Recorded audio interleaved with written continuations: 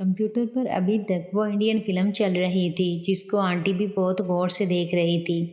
मैंने फौरन उठकर मूवी बंद की और कंप्यूटर को ऑफ कर दिया तो आंटी ने कहा, नदीम बेटा, डरने की ज़रूरत नहीं है।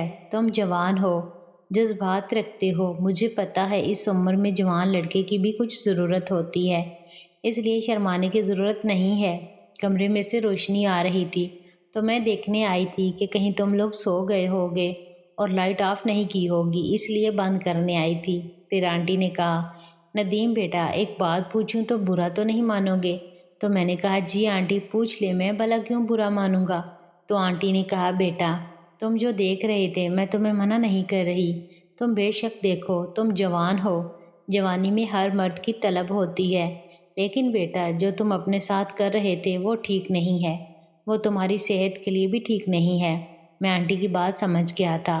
मैंने आहिस्ता से कहा, जी आंटी, मैं आपकी बात समझ सकता हूँ, लेकिन जब मैं मूवी देख रहा था तो अपने जज्बात पर कंट्रोल नहीं कर सका, इसलिए कर रहा था। आंटी ने कहा, नदीम बेटा, तुम्हारी कोई गर्लफ्रेंड नहीं है? मेरा मतलब है किसी लड़की से दोस्ती वगैरह नहीं है? तो मैंने कहा, नहीं आंटी, मेरी कोई भी गर्लफ्रेंड नहीं है, इसलिए तो अपने हाथ पर ही गुजारा कर रहा हूँ।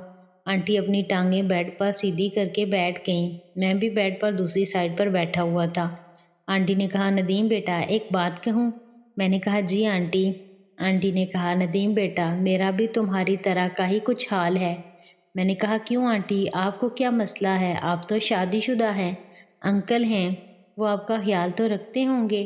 तो आंटी ने एक आह भरी और थोड़ा दुखी लहजे में कहा, बेटा तुम सच कहते हो, लेकिन हकीकत थोड़ी और है।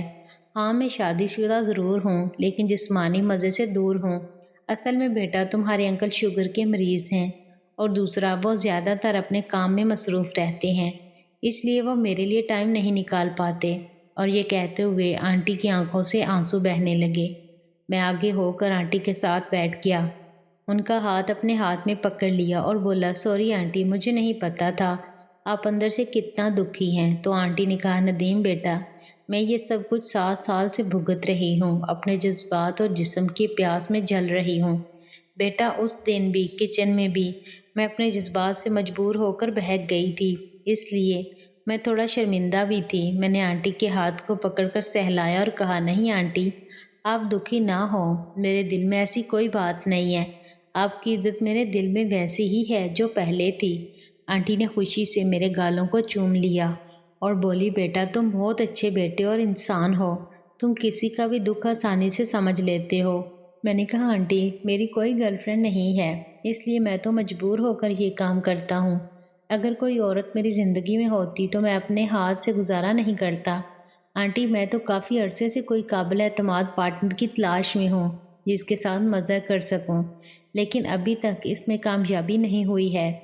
लेकिन अगर, और फिर मैं चुप हो गया। आंटी ने मेरी तरफ देखा और बोली, बेटा बोलो ना, चुप क्यों हो गए हो? मैंने कहा, आंटी आप नाराज़ तो नहीं होंगी? तो आंटी ने कहा, नहीं बेटा, मैं नाराज़ नहीं होंगी। तो मैंने कहा, आंटी अगर आप मुझ पर एतमाद करती हैं तो आपके जज्बात की कदर कर सकता हूँ, आपसे रिश्ता कायम कर सकता हूँ, लेकिन अगर आप दिल से राज़ी हों तो। नहीं तो अगर आप राज़ी नहीं हैं तो फिर भी कोई बात नहीं है, क्योंकि मैं भी कोई एतमाद वाला पार्टनर तलाश कर रहा हूँ और आपको भी किसी की ज़रूरत है। तो आंटी ने मेरी तरफ देखा, फिर दोबारा मुंह नीचे कर लिया और कुछ देर सोचती रही, फिर मेरी तरफ देखा और फिर आगे होकर अपने गर्म और नरम मुलायम होंठ मेरे होंठों पर रख दिए और मुझे किस करने लगी। फिर आंटी ने अपने आप को मुझसे अलग किया और मेरी गर्दन में बाहों को डाल दिया और बोली, नदीम बेटा, मुझे पता है तुम्हारा और मेरा रिश्ता इस बात की इजाज़त नहीं देता, लेकिन मैं फिर भी अपने दिल से तुम्हारा साथ देने को तैयार हूँ। अब मुझसे और ज़्यादा अकेलापन बर्दाश्त नहीं होता।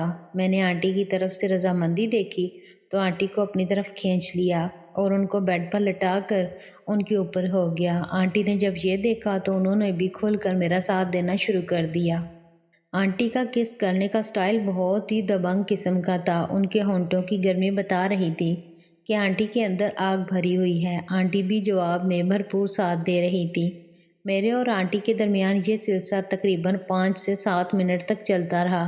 फिर मैं खुद ही आंटी से अलग हो गया। जब आंटी की आंखों में देखा तो एक नशा और सुर्खी थी। मैंने आंटी को कहा, आंटी जी असल मज़ा लेना है?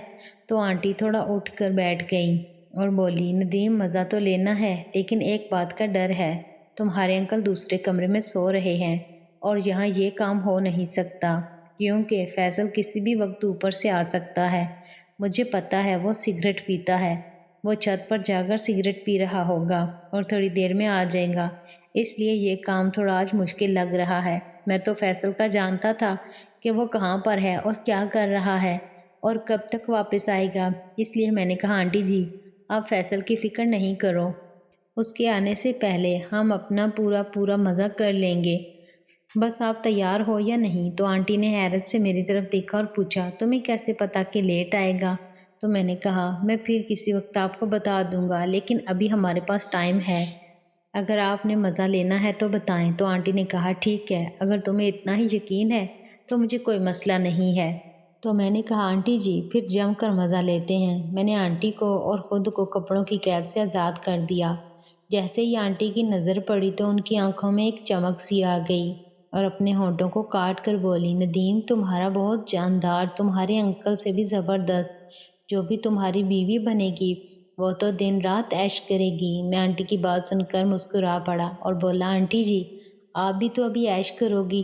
तो आंटी भी मुस्कुरा पड़ी और फिर बोली, नदीम तुम मेरे ऊपर आ जाओ। मैंने आंटी के हुक्म की तमील की। फिर कोई 10 मिनट की मुसाफत के बाद आंटी को अपने साथ लेकर अपनी मंजिल तक पहुंचकर आंटी के ऊपर ही हाँफता हुआ गिर गया।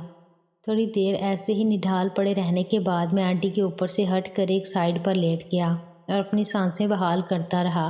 आंटी भी काफ़ी ज़्यादा थक चुकी थी, वो भी लंबी लंबी सांसें ले रही थी। 5 मिनट बाद आंटी बेड से उठकर बाथरूम में चली गई और बाथरूम से कुछ देर बाद फ्रेश होकर बाहर आकर बेड पर लेट गई। आंटी ने कहा, नदीम तुम वाकई कमाल करते हो, आज मुझे ज़िंदगी में असली मज़ा मिला है। मुझे खुशी है कि मुझे खुश रखने वाला पार्टनर मिल गया है। लेकिन नदीम बेटा मुझसे वादा करो तुम मुझे यूं ही मज़ा दोगे और खुश रखोगे। तो मैंने कहा, आंटी जी आप क्यों फ़िक्र करती हैं, मैं आपको जब आपका दिल करेगा खुश कर दिया करूँगी। फिर आंटी ने कहा, नदीम बेटा मुझे अब चलना चाहिए, काफ़ी देर हो चुकी है, फैसल आता ही होगा, उसको बहुत गंदी आदत पड़ गई है सिगरेट पीने की। और फिर आंटी खामोश हो गई। मैंने कहा, आंटी आप चुप क्यों हो गई हैं और क्या? तो आंटी ने कहा, नदीम बेटा मैं तुम्हें एक बात बता देती हूँ, लेकिन वादा करो तुम ये बात अपने तक रखोगे, किसी से भी इस बात का जिक्र नहीं करोगे, नहीं तो हमारी बहुत बदनामी होगी। मैंने कहा, आंटी जी आप लोगों की बदनामी मेरी बदनामी है, आप बेफिक्र हो जाएं, आप खुलकर बताएं क्या मसला है। तो आंटी ने कहा, नदीम बेटा फैसल को एक दफ़ा मैंने बहुत हैरान कुन काम करते देखा था, उस दिन से मैं फैसल की वजह से परेशान रहती हूँ। मैंने कहा, आंटी जी आप खुलकर बताएं आपने क्या देखा है। तो आंटी ने कहा, बेटा आज से तकरीबन 1 साल पहले दिन के वक़्त मैं घर से बाहर मार्केट कुछ चीज़ें खरीदने के लिए गई हुई थी।